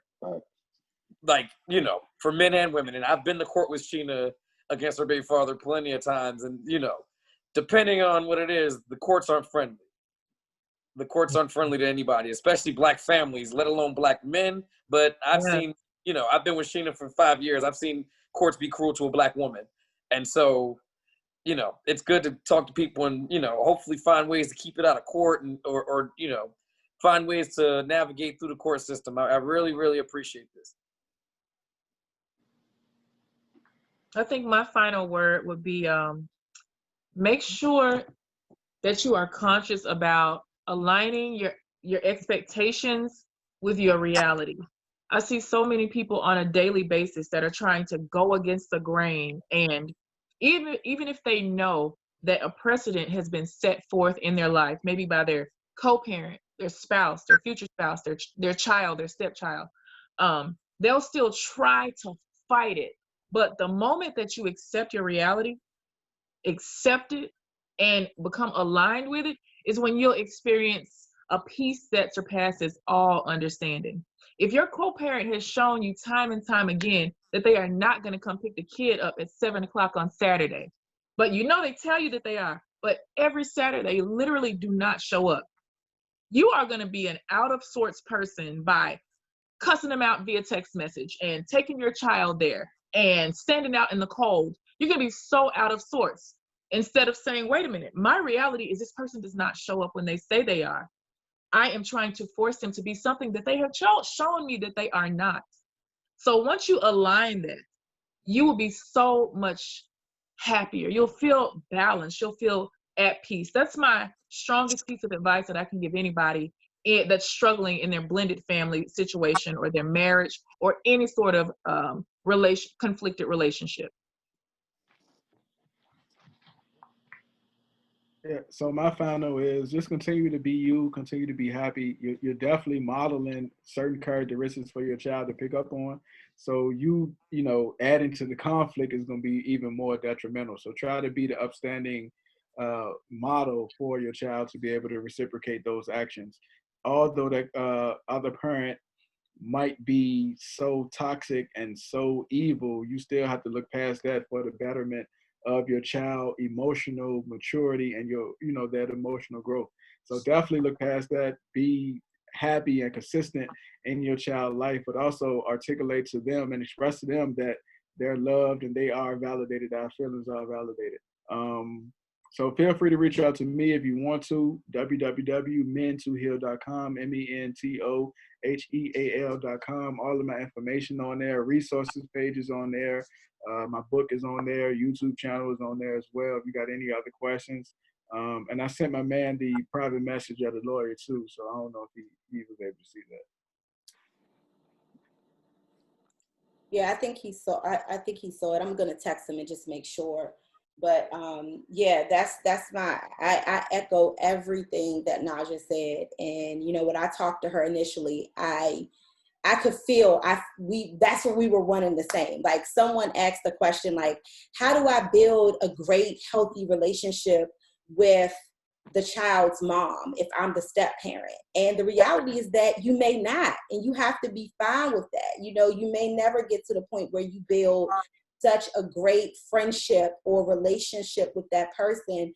And, you know, it's okay. Like, you have to be okay, you know, be fine with that. And one of the things that has worked for Alan and I is realizing what's in the locus of our control.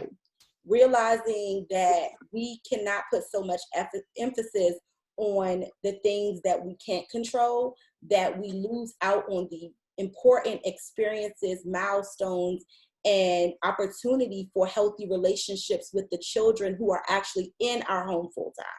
So just please, you know, the focus, the healing begins within. You know, some of us, like I said, need to go and work through some individual things. Maybe it's from your childhood. Maybe it's from a previous relationship. We all bring baggage. We all bring toxic traits and behaviors sometimes into relationships. And sometimes we write those things off because we don't want to revisit them. And sometimes it does create that ugly truth for us. But all of us, if we could be honest, we could go a little bit deeper and own our stuff and call ourselves out, like for real, call ourselves out. So I am just really thankful for this opportunity. This has been really liberating for me personally. And I hope that you don't just exit the Zoom call and just turn your computer down and put your notes away and just go on with your life. I hope that this prompts a conversation tonight with your significant other. I hope that this prompts an opportunity for you to reflect and write some thoughts down in your journal. I hope it prompts the opportunity for you to set some personal goals for yourself, because it's really easy to look at the situation and everything that's outside of yourself instead of looking at what we need to work on individually to control what we have control over. So thank you guys so much. Naja is offering for the people on this call, and I am going to send an email out, 25% off for her coaching services. So you guys will get an email following this. Make sure that you check your emails so that you can get access to that service. She offers couples as well as individual counseling services. So and families. Families, the No, whole family. Come on, everybody. Naja. Give your spiel, girl. Give your spiel. I want everybody. So, couples, individuals, and families, if you're a person that just needs some help working through a conundrum, no matter what that is, please don't hesitate to give me a call. I have a top-ranked iTunes podcast. We just reached 200,000 downloads. It's called I Know I'm Crazy with Naja Hall, because everybody crazy. I have a book series also available. It's called Girl Bye. She's not going anywhere. Neither are you. And it's not a get-along book for mothers and stepmothers, but it kind of teaches women how to be in a co-mothering situation. And visit me at najahall.com, and you'll be able to find links to basically all of my stuff, to my VIP stepmom website, and to Blended in Black, and to also book sessions, listen to the podcast, check out the book, and just join in on the fun. All right. Thank y'all so much. I hope y'all was somebody talking? I'm sorry. Okay. Thank y'all so much. Have a good evening. And, just remember that they can take everything away from our community. We can keep marching in the street, fighting for injustices. But if we don't do the work at home, what are we really doing? What are we really doing? The real attack against our community is against our families, against our men. And we can start somewhere. We may not be marching in the street. We may not be in politics, but we're in our homes, and we can do the healing work in our homes first. So let's make a commitment today to heal together, but to also heal individually. Thank you guys so much, and check your emails, because I will be sending out some information about the services that we have here, as well as the next discussion for something like this. So thank you guys so much. Bye, everybody. Nice meeting you. Thank you.